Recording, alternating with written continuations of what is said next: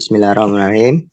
Assalamualaikum warahmatullahi wabarakatuh. Kami dari kelompok 5 akan mempresentasikan tentang sains dan kebangkitan Islam. Berikut adalah nama-nama anggota kelompok kami. Yang pertama, Indonesia sebagai negeri muslim terbesar di dunia sedang mengalami kebangkitan Islam. Yang pertama ada pertumbuhan jilbab. Yang kedua ada jilbab sebagai simbol mobilitas yang tinggi dan aktivisme politik. Yang ketiga ada spiritual beauty, gaya hidup perempuan modern sekaligus islami. Yang keempat ada kebangkitan politik Islam. Dan yang kelima ada civil Islam, Islam sejalan dengan nilai-nilai demokrasi modern. Dan yang keenam ada pertumbuhan kesolehan muslim. Yang ketujuh ada pertumbuhan kesolehan muslim di kalangan anak-anak muda. Dan yang kedelapan ada pertumbuhan literasi Al-Quran. Yang kesembilan ada spiritual ekonomi. Kesolehan muslim mendorong produktivitas kerja. Dan yang terakhir ada pertumbuhan nama Arab. Selanjutnya akan dibacakan oleh teman saya. Kebangkitan Islam. Kebangkitan Islam dimaknai bahwa nilai-nilai Islam sejalan dengan modernitas, demokrasi, masyarakat sipil, ekonomi pasar, globalisasi, dan kelas menengah. Hal ini merupakan antitesis terhadap asumsi Barat yang selama ini memandang masyarakat Muslim sebagai masyarakat yang kolot dan terbelakang. Di antara pertumbuhan segmen kehidupan Muslim di Indonesia, ada satu yang terlewatkan, yaitu literasi sains. Literasi sains di Indonesia menduduki level terendah di antara 40 negara di dunia. Literasi sains di antara pertumbuhan segmen kehidupan Muslim di Indonesia, literasi sains di Indonesia menduduki level terendah di antara 40 negara di dunia. Dikutip dari TIMMS 2015. Menurut statistically, dengan mayoritas masyarakat Muslim di Indonesia, 88% dari total jumlah penduduk Indonesia, maka rendahnya literasi sains itu menjangkiti sebagian besar masyarakat Muslim. Bagaimana mungkin hal itu terjadi? Padahal sejarah Islam klasik sangat kaya dengan penemuan sains dan ilmu pengetahuan modern yang mengonfirmasi kebenaran Al-Quran. Selanjutnya akan dilanjutkan oleh teman saya. Baik, pada abad ke-11, Imam Al-Ghazali menginduksi dikotomi antara ilmu agama, ulum al-din, dan ilmu keduniaan, ulum al-dunia. Mempelajari ilmu agama bersifat fardu ain, wajib bagi setiap muslim, sementara menuntut ilmu keduniaan, hukumnya fardu kifayah, kewajiban hanya dilakukan sebagai muslim saja. Pada masa kolonial, sistem pendidikan Islam yang banyak berlaku ialah pesantren bagi kaum pesantren yang terpinggirkan dan menganggap kaum kolonial sebagai kafir. Sains merupakan produk kolonial yang juga dianggap kafir dan anti-Islam. Oleh karenanya, mereka hanya memilih satu domain pendidikan, yaitu pendidikan ilmu agama, yaitu ulum al-din. Sementara itu, ilmu keduniaan, salah satunya adalah ilmu kedokteran, hanya menjadi dominan segelintir orang, terutama anak priayi. Al-Quran Surah Al-Qasas Surah 28 ayat 77 menganjurkan untuk menjaga keseimbangan hidup dan dunia dan akhirat, yang artinya carilah pahala negeri akhirat dengan apa yang telah dianugerahkan Allah kepadamu, tetapi janganlah kamu lupakan bagian di dunia dan berbuat baiklah kepada orang lain sebagaimana Allah telah berbuat baik kepadamu, dan janganlah kamu berbuat kerusakan di bumi. Sungguh Allah tidak menyukai orang yang berbuat kerusakan. Selanjutnya, modernisasi di dunia Islam. Seiring kolonialisme Eropa yang semakin berkembang di dunia timur, modernisasi ini akhirnya juga tersebar luas oleh ke dunia Islam semenjak akhir abad ke-19. Apalagi setelah dibukanya terusan Suez di Mesir pada tahun 1895, jalur pelayaran dari Eropa ke negeri koloni di dunia Islam semakin mudah dan murah. Kehadiran modernisasi di dunia Islam merangsang pemikiran pembaruan di kalangan para intelektual muslim atau ulama. Selanjutnya akan dilanjutkan oleh teman saya. Ulama modernisasi di dunia Islam. Yang pertama ada Jamaluddin Al-Afghani. 1838 sampai 1897. Ia seorang intelektual Muslim dan politikus yang kritis. Ia berasal dari Afghanistan, tetapi memiliki pengalaman tinggal di berbagai belahan dunia Islam, seperti Iran, Mesir, Turki, India, bahkan Hindia Belanda. Ia memandang bahwa dunia Islam telah tertutup dari perubahan dan kemajuan, sehingga menyebabkan kejumudan agama. Mereka juga tersekat-sekat satu sama lain. Yang kedua ada Muhammad Abduh 1849 sampai 1905. Ia seorang intelektual Muslim dan rektor Universitas Al-Azhar Kairo. Ia berasal dari Mesir dan pernah diasingkan oleh pemerintah kolonial Inggris akibat keterlibatannya dalam pemberontakan melawan kolonialisme. Dalam pengasingan di Paris bersama Al-Afghani, ia mendirikan jurnal Al-Urwah Al-Wuthqa. Ia menekankan bahwa modernisasi merupakan keniscayaan sejarah.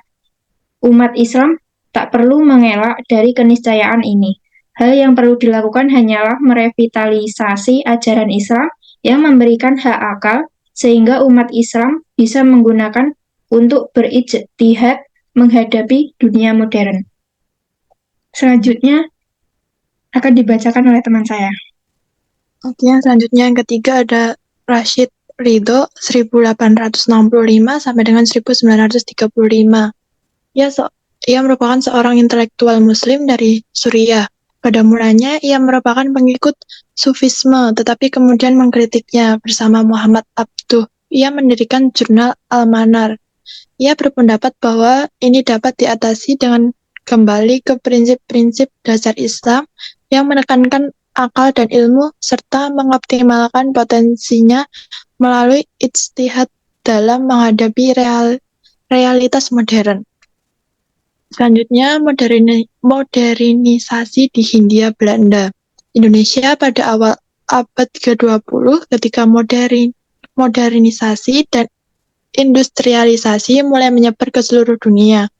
Masih merupakan wilayah kolonial Belanda yang dikenal sebagai Hindia Belanda.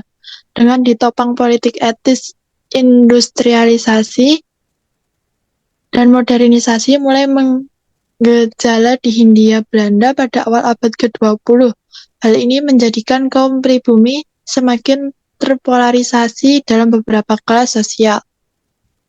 Modernisasi di Hindia Belanda sebagian besar tetap bertahan di pedesaan dengan basis pertaniannya.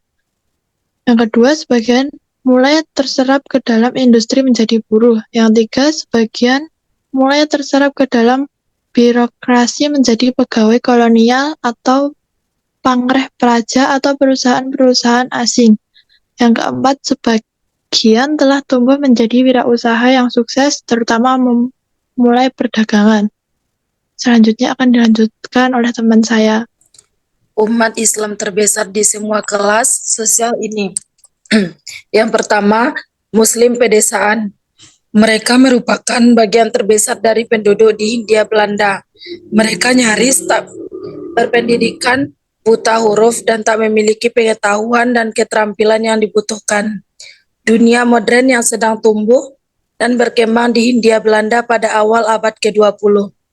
Mirip logika Durkheim, mereka mempertahankan solidaritas mekanik untuk tetap bertahan hidup di tengah penetrasi modernisasi. Semua berbasis ekonomi, pertanian, mekanisme gotong royong dalam segala hal, dan punishment bagi pelanggaran aturan adat. Dalam kultur pertanian tradisional, mereka banyak dilingkupi berbagai kepercayaan tradisional yang berseberangan dengan rasionalitas modern. Yang kedua, pengaruh praja. Merekalah yang kemudian mengisi pos-pos tenaga ahli di birokrasi pemerintahan dan perusahaan. Perusahaan asing yang beroperasi di Hindia Belanda. Hampir bisa dipastikan bahwa mereka berasal dari kelas aristokrat, yaitu golongan ningrat dan priayi. Mereka merupakan anak-anak bupati, wedana, para pegawai kolonial dan sederajatnya, atau memiliki kekerabatan dengan kaum aristokrat. Untuk mengidentifikasi sebagai keturunan aristokrat, kepada mereka disematkan gelar aristokrat, misalnya Raden atau di Jawa, atau Andi atau di Bugis sebagai besar dari mereka merupakan penganut kepercayaan atau gerakan kebatinan yang memadukan sinkretisme ajaran Islam, Hindu dan Buddha. Yang selanjutnya akan dibacakan oleh teman saya. Umat Islam terbesar di semua kelas sosial ini Muslim kelas menengah. Muslim kelas menengah ini berasal dari kelompok santri kaya dan terdidik melalui pesantren. Bahkan sebagian di antara mereka melanjutkan pendidikannya di Timur Tengah, terutama di Mekah atau Madinah dan Kairo. Basis perekonomian mereka ialah pertanian yang luas, produksi barang atau jasa, atau perdagangan berbagai komoditas. Oleh karena kemandirian mereka di bidang ekonomi atau kelas menengah, maka artikulasi pikiran mereka relaksasi merdeka atau bebas dari donasi kolonial, serta memiliki keberpihakan kepada kaum lemah. Selanjutnya, implementasi Islam. Yang pertama, ada penerapan Islamisasi sains dapat dilakukan dengan pendekatan fundamental radikal. Menurut Wijajakusuma tahun 2008, pendekatan fundamental radikal untuk mewujudkan Islamasi sains ini dilakukan dengan cara-cara sebagai berikut. Yang pertama, internalisasi, yaitu melakukan proses pemasukan nilai-nilai Islam ke dalam materi-materi sehingga sesuai dengan pemikiran, pendapat, dan hukum Islam. Yang kedua, koreksi, yaitu melakukan koreksi terhadap materi-materi yang bertentangan dengan pemikiran, pendapat, dan hukum Islam. Yang ketiga, substitusi, yakni melakukan penggantian terhadap materi-materi yang bertentangan dengan pemikiran, pendapat, dan hukum Islam dengan materi yang baru sama sekali. Yang keempat, adisi, yaitu menambahkan beberapa submateri baru ke dalam materi yang ada. Yang terakhir, fiksasi berupa pembukuan materi yang telah ada. Yang terakhir, kesimpulan. Yang pertama, sains dan teknologi merupakan instrumen paling penting dalam sejarah modern, dan hal ini menjadikan kebutuhan mutlak bagi umat Islam untuk bergerak maju. Dua domain yang berbeda sehingga tidak ada konflik di antara keduanya dan tidak perlu integrasi di antara keduanya. Yang ketiga, sains merupakan sebuah axial project sehingga setiap proyek sains harus disesuaikan dengan ajaran Islam. Yang terakhir, sains sendiri merupakan aktivitas sosial budaya yang diadopsi masyarakat barat dari kebudayaan muslim di abad pertengahan dan diadaptasi sesuai dengan kebutuhan, sehingga umat Islam seharusnya cukup mengadopsi sains barat dan menyesuaikannya dengan konteks kultural muslim di berbagai negara. Berikut adalah presentasi dari kelompok kami. Apabila ada tutur kata yang kurang berkenan, kami mohon maaf. Akhir kata, dan wal qalami wa ma yasturun, fasabiqul khairat. Wassalamualaikum warahmatullahi wabarakatuh.